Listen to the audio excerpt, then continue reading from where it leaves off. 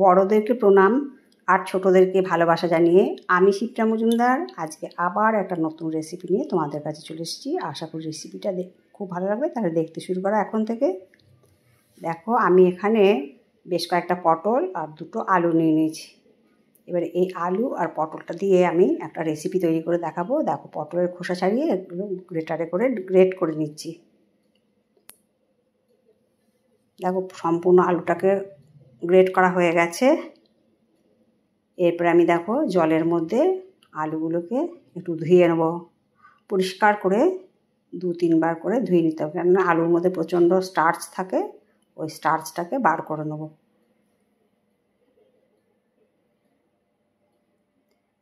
এবারে চিপে চিপে জলগুলোকে সব বার করে নিতে হবে। সম্পূর্ণ জলটাকে আমি দেখো আলু থেকে চিপে বার করে নিচ্ছি।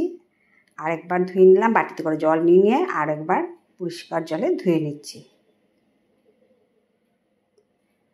এইভাবে তোমরা আলুটাকে বার ধুয়ে নেবে। সম্পূর্ণ আলুটা থেকে আমার জল চিপে বার করা হয়ে গেল। এবার পটলগুলো দেখো ওপর থেকে যে হালকাটা খোসার আস্তরণ থাকে সেটা আমি ছুরির সাহায্যে এইভাবে ছাড়িয়ে নিচ্ছি।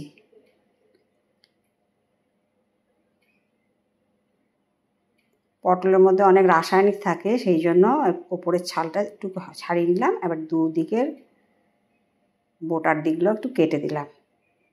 এবার দেখো সম্পূর্ণ পটলগুলো আমার এইভাবে ছাড়ানো হয়ে গেছে। পটলের দুদিক কেটে নিয়েছি। এবার দেখো গ্রেটারের সাহায্যে পটলগুলোকে এবারে এরকম করে গ্রেট করে নেব। পটলগুলো একটু কচি নিলে সেটা ভালো হবে, যতটা সম্ভব কচি পটল নেওয়ার চেষ্টা করবে।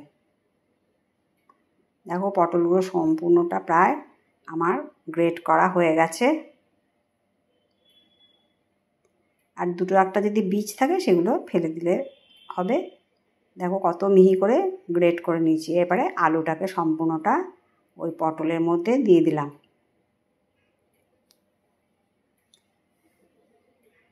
এরপর দিয়ে দিচ্ছি পরিমাণ মতো লবণ। এই লবণটাকে দিয়ে ভালো করে আলু আর পটলটাকে মেখে নেব।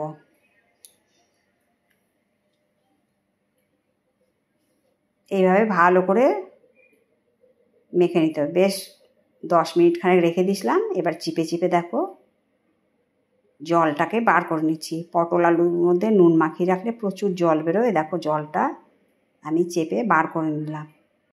এইভাবে সম্পূর্ণ পটল আলু থেকে চেপে জলটা বার করে নিতে হবে।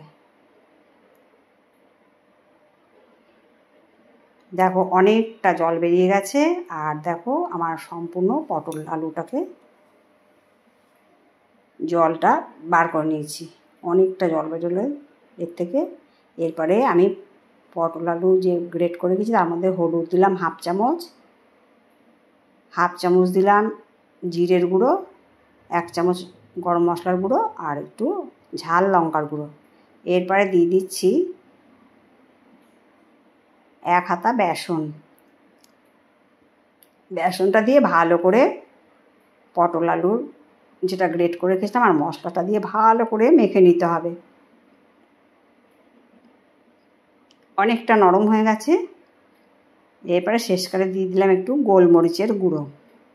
এবার দেখো গোল গোল করে পাকিয়ে আমি কোপ্তার মতন করে তৈরি করে নিচ্ছি।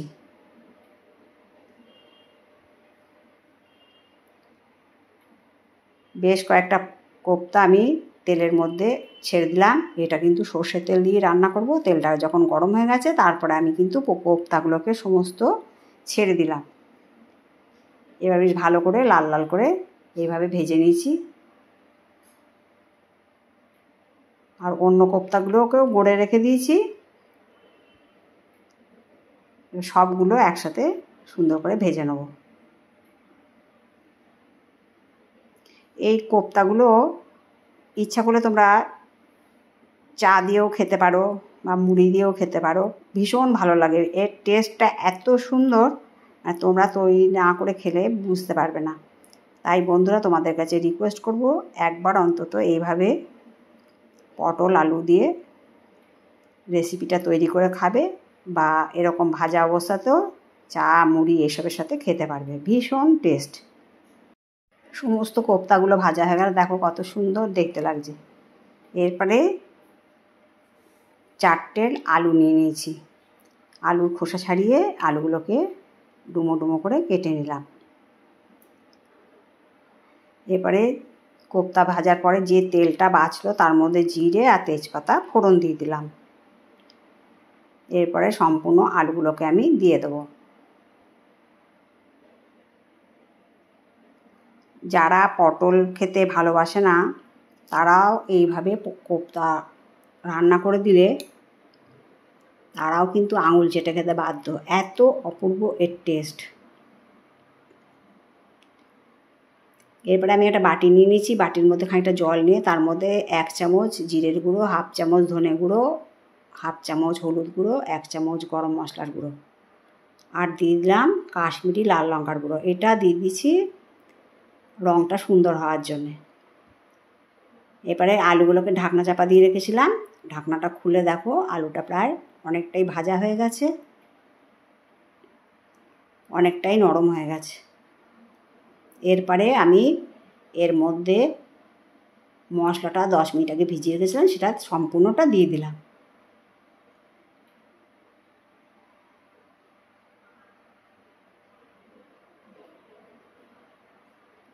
তোমরা লক্ষ্য করলে আমি কিন্তু পটল আলুটাকে কোনো রকম আগে থেকে কোনো রকম সেদ্ধ করিনি বা কোনো কিছু রান্না করেও নিইনি। সম্পূর্ণ কাঁচা পটল আলু দিয়ে কোপ্তা কারিটা আজকে রান্না করে তোমাদের সাথে শেয়ার করছি। তোমরা বন্ধুরা এইভাবে একবার ট্রাই করবে, এত সুন্দর খেতে যে তোমরা আঙুল চেটে খেতে বাধ্য হবে। আর নিরামিষের দিনে এইভাবে সুন্দরভাবে রান্না করে নিলে যারা নিরামিষ খেতে পছন্দ করে তারাও ভীষণ ভালোবাসবে। এটাকে ইচ্ছা করে তোমরা পেঁয়াজ আদা রসুন দিয়েও রান্না করতে পারো। এরপরে সম্পূর্ণ আলু যখন কষে গেছে তার মধ্যে আমি গরম জল দিয়ে দিচ্ছি। গরম জল দিয়ে দেওয়ার পরে অল্প একটুখানি ঘি দিয়ে দিলাম। এবারে আমি কোপ্তাগুলোকে সম্পূর্ণটা ছেড়ে দেবো।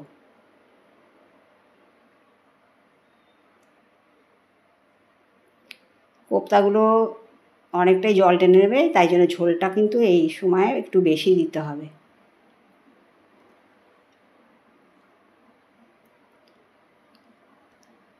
এবারে আমি স্বাদটাকে ব্যালেন্স করার জন্য অল্প একটুখানি চিনি দিয়ে দিলাম।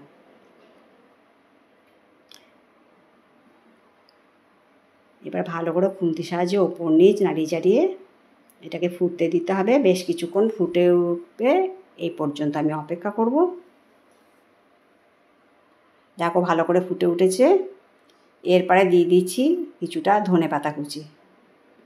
ধনেপাতা যদি বাড়িতে না থাকে তাহলে ধনেপাতাটাকে স্কিপও করতে পারো, তবে ধনেপাতাটা দিলে ভীষণ সুন্দর একটা গন্ধ হয়। পটলের এই নিরামিষ কোপ্তাকারি রেসিপিটা তোমাদের কেমন লাগলো জানাবে। যদি ভালো লাগে লাইক শেয়ার কমেন্ট আর সাবস্ক্রাইব করে আমার চ্যানেলের পাশে থেকো। আর যদি কোনো নতুন বন্ধু এসে থাকো তবে অবশ্যই বেল বাটনটা অন করে দিও, তার তোমাদের কাছে সমস্ত নোটিফিকেশান চলে যাবে। দেখো কত সুন্দর দেখতে লাগছে। আর একটুখানি পরেই আমি নামিয়ে দেবো, তোমাদের ফাইনাল লুকটা দেখিয়ে দিলাম। আচ্ছা, আজকে আমি এই পর্যন্ত রাখি। অন্য কোনো দিন অন্য কোনো রেসিপি নিয়ে আবার তোমাদের সাথে দেখা হবে। আর তোমাদের সুন্দর সুন্দর কমেন্টস করতে কিন্তু ভুলো না, কেমন? তাহলে রাখলাম, টাটা।